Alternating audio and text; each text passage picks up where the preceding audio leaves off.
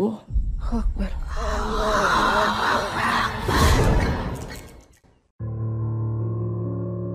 Assalamualaikum warahmatullahi wabarakatuh. Selamat datang kembali di channel cerita horor Bendy Story.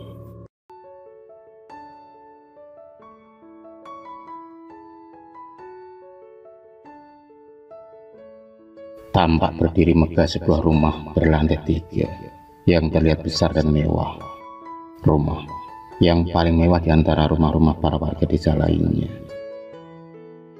Kisah ini terjadi sudah lama sekali.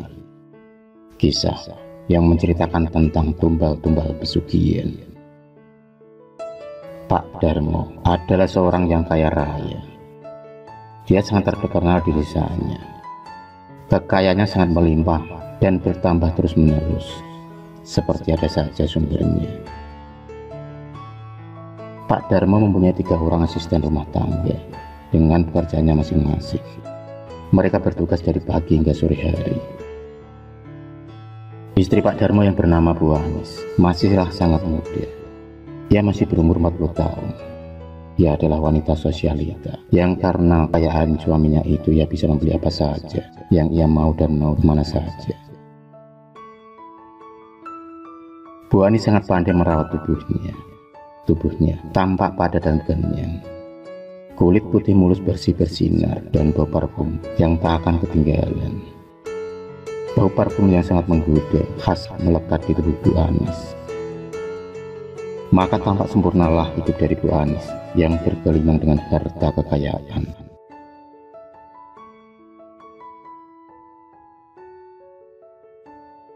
Tak terlalu banyak orang yang tahu tentang kehidupan keluarga Pak Darmo dan Bu Anis.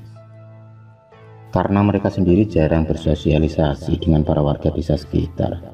Mereka tampak tertutup atau mungkin malah menutup diri dari para warga. Paling hanya sesekali mereka bertegur sapa, itu pun secukupnya. Rumah mewah Pak Darmo terasa wingit, biarpun mewah, megah dan sangat luas.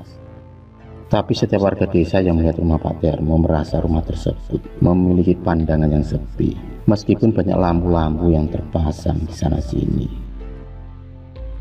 Sedikit banyak yang tahu tentang kehidupan dari Pak Darmo adalah Mbok Iem, pembantu yang sudah lama ikut Pak Darmo. Mbok Iem yang memang sudah sangat tahu, hanya bisa patuh dengan perintah Pak Darmo. Karena ternyata Mbok Iem pernah diancam oleh Pak Darmo agar dia diam. Mbok Iem sangat takut dengan ancaman dari Pak Darmo yang tak segan-segan akan membunuh Mbok Iem dan keluarganya jika Mbok Iem sampai berani membuka rahasia keluarga dari Pak Darmo.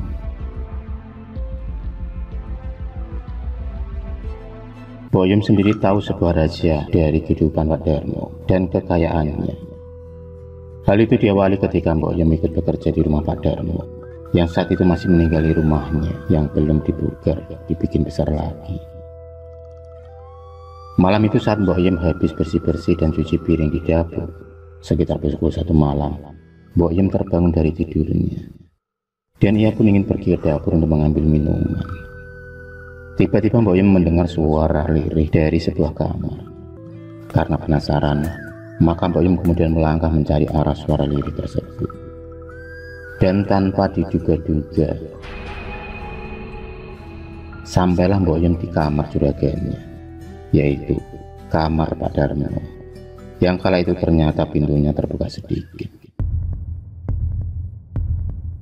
Jantung Mbok Iem berdetak kencang, dak-dik-dik, karena ia mendengar suara itu bukanlah suara Bu Anis majikannya. Suara itu memang berbeda. Suara yang tengah asik berduaan dengan Pak Darmo. Mbok Iem pun memberanikan diri melihat di sela-sela celah pintu kamar yang terbuka. Dan benar saja, apa yang Mbok Iem lihat, Pak Darmo lagi asik berduaan dengan seorang wanita yang masihlah sangat muda.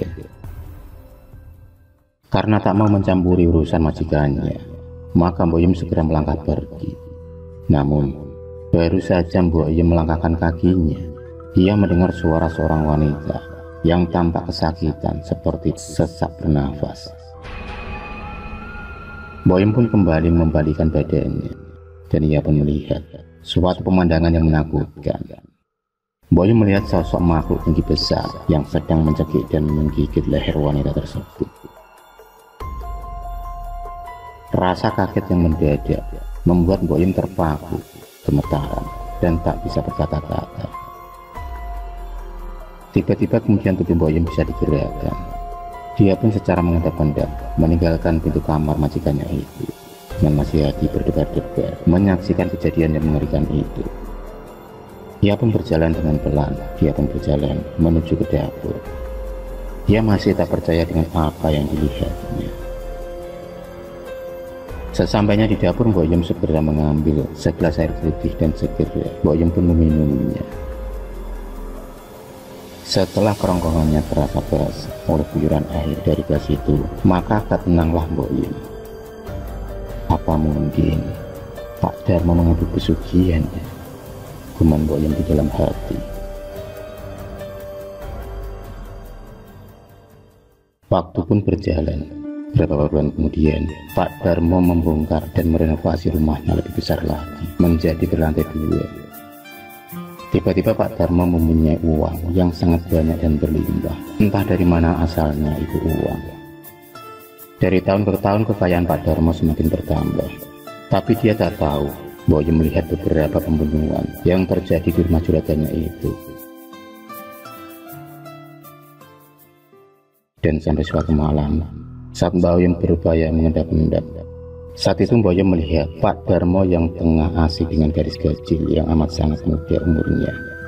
Seperti biasa, tiba-tiba tampak makhluk tinggi besar yang secara langsung menggigit dan mencekik leher gadis tersebut. Saat itu tiba-tiba sosok tersebut menoleh dan melihat Mbok Yum yang sedang mengintip. Mbok Yum yang merasa aksinya diketahui itu sangat kaget dan takut.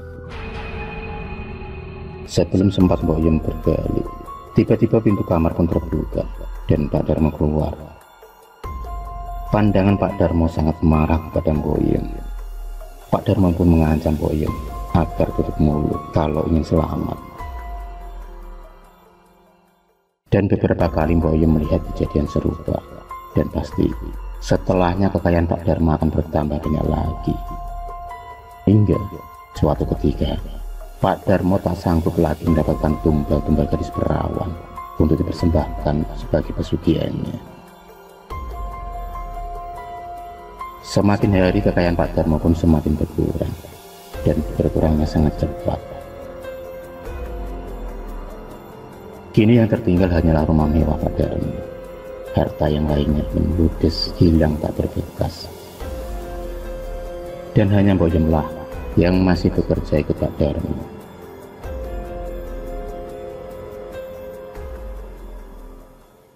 Setelah Pak Darmo tidak sanggup memenuhi tumbal-tumbal untuk pesugihannya, dan setelah hartanya semakin habis, Pak Darmo pun jatuh sakit, dan ia pun hanya bisa berbaring di ranjang dan hanya duduk di kursi roda. Tubuhnya kini semakin kurus kering. Ia pun akhirnya meninggal dengan cara yang tak wajar.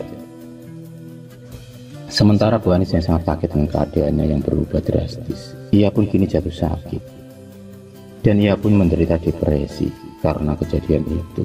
Ia pun kini menjadi seperti orang gila yang hilang ingatan. Hingga sekarang ini rumah itu menjadi rumah yang angker dan aneh.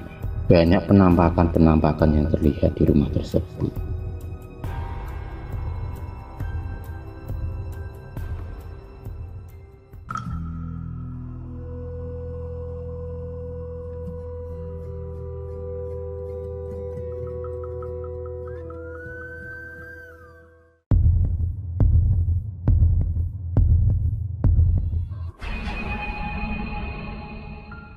Terima kasih sudah menonton video cerita bergambar ini. Klik subscribe untuk terus berlangganan video-video cerita bergambar selanjutnya. Semangat berkarya.